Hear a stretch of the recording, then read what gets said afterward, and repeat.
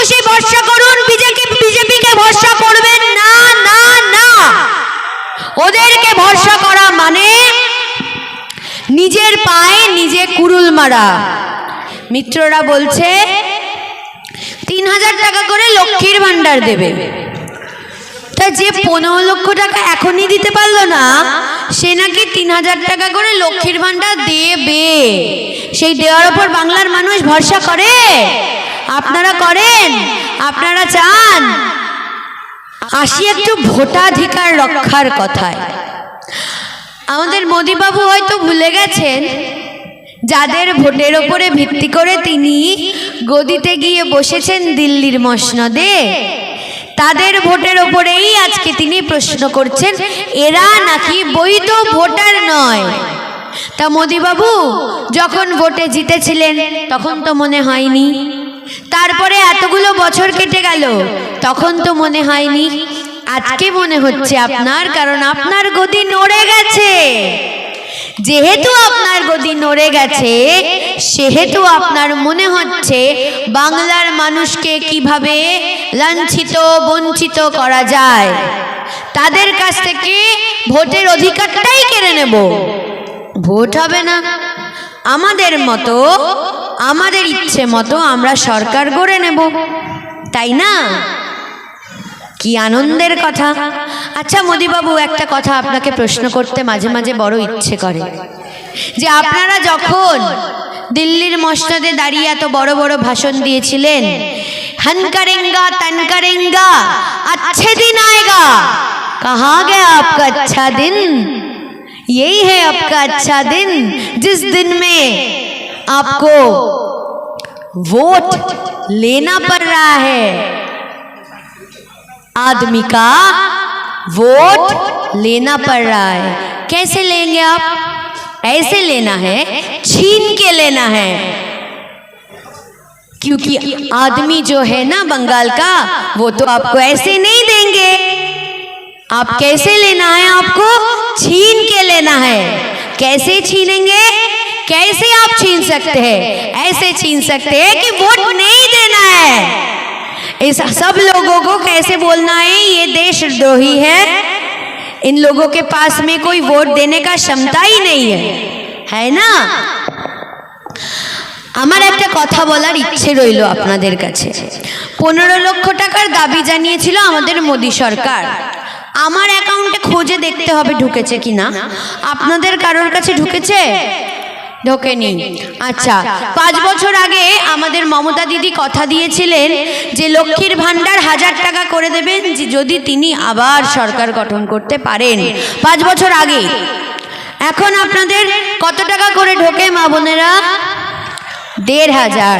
তার মানে আমাদের মমতা দিদির সরকার যদি চায়, যেটা করে, মানুষকে যেটা কথা দেয় তার থেকে বেশি করে, তাই তো? এবং এই যে এখানে এত ভাইয়েরা দাঁড়িয়ে আছেন, এখানে যুবসাথী পাচ্ছেন তো? ভাইরা যুবসাথী শুরু হয়েছে তো? ঢুকছে তো অ্যাকাউন্টে টাকা? সবাই বলছে, আমাদের যারা বন্ধু সুলভ লোকজন, যাদেরকে আমরা তাচ্ছিল্য করে বন্ধু বলে থাকি, শত্রুদেরকেও মাঝে মাঝে বড় পিড়ি দিতে হয়, বাবা ছোটবেলায় শিখিয়েছে। তা সেই শত্রুদেরকে বড় পিড়ি দিলাম, বললাম মিত্র। তা সেই মিত্ররা কি করছে? মিত্ররা বলছে 3000 টাকা করে লক্ষ্মীর ভান্ডার দেবে। তা যে 15 লক্ষ টাকা এখনই দিতে পারলো না, সে নাকি 3000 টাকা করে লক্ষ্মীর ভান্ডার দেবে। সেই দেওয়ার ওপর বাংলার মানুষ ভরসা করে? আপনারা করেন? আপনারা চান? আপনারা কিন্তু এটা ভালো করে শুনে রাখুন, এবছর আপনারা ভোট দিতে পারছেন কার জন্য? একটি মাত্র মানুষের জন্য, যিনি দিল্লিতে গিয়ে একা লড়াই করে এসেছিলেন, আপনাদের ভোটগুলোকে ছিনিয়ে এনেছিলেন, যাতে আপনাদের ভোট আপনাদের ইচ্ছে মতন দেওয়া যায়, আপনারা দিতে পারেন। যাকে খুশি ভরসা করুন, বিজেপিকে ভরসা করবেন না, না না। ওদেরকে ভরসা করা মানে নিজের পায়ে নিজে কুড়ুল মারা। কারণ আপনারা যদি আজকে ভোটটা ভুল জায়গায় দেন তাহলে আপনারাই আপনাদেরকে নিয়ে যাবেন শুলে। গোপাল ভাঁড়ের গল্প শুনেছেন? শুনেছেন? শুনেছেন? শোনেননি? অন্যায় করলে গোপাল ভাঁড়ের রাজত্বে কি করা হতো? রাজা কৃষ্ণচন্দ্র শুলে চড়াতো। আপনারাই আপনাদেরকে শুলে চড়াবেন, কারণ বাংলাকে যদি ডিটেনশন ক্যাম্পে পাঠাতে না হয়, যদি নিজেদেরকে ডিটেনশন ক্যাম্পে দেখতে না হয়, বাংলাকে রক্ষা করতে গেলে, বাঙালির অস্তিত্বকে রাখতে গেলে আপনাদেরকে ভোটটা 23 তারিখ গিয়ে সকাল সকাল জোড়া ফুল চিহ্নে 2 নম্বর বোতাম চিপেই দিতে হবে। এই কারণে দিতে হবে, মা বোনেরা এখন আর বোকা নয়। তাদেরকে বোকা বানিয়ে মূর্খের রাজ্যে বাস করছেন এটা ভাববেন না।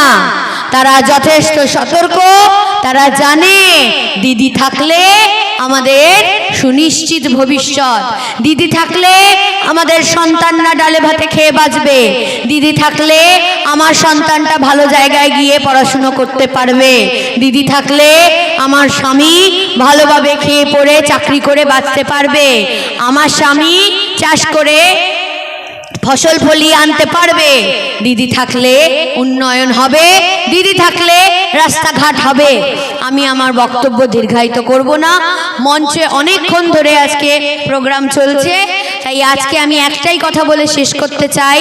আমাদের প্রার্থী উত্তম বারিক, তিনি কাজের মানুষ, কাছের মানুষ, আমাদের মাননীয় মুখ্যমন্ত্রী মমতা বন্দ্যোপাধ্যায়ের অত্যন্ত স্নেহধন্য একজন প্রার্থী, যিনি প্রমাণ করে দিয়েছেন বিধায়ক হিসেবে কাজ করতে গেলে বিধায়ক হওয়ার প্রয়োজন পড়ে না, বিধায়ক না হয়েই কাজ করা যায়।